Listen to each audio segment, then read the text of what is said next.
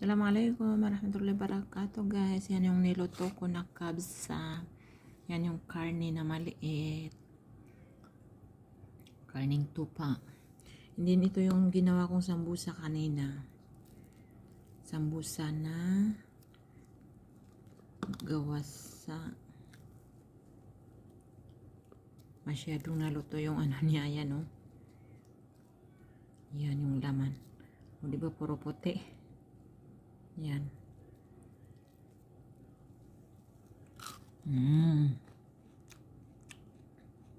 Masarap na mga guys. Nilagyan ko ito yung toast bread.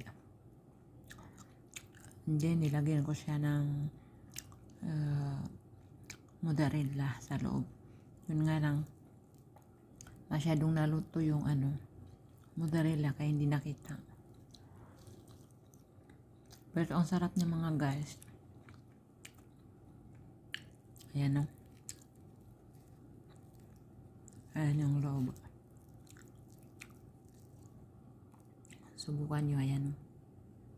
Hindi makita ng maayos. Ayan.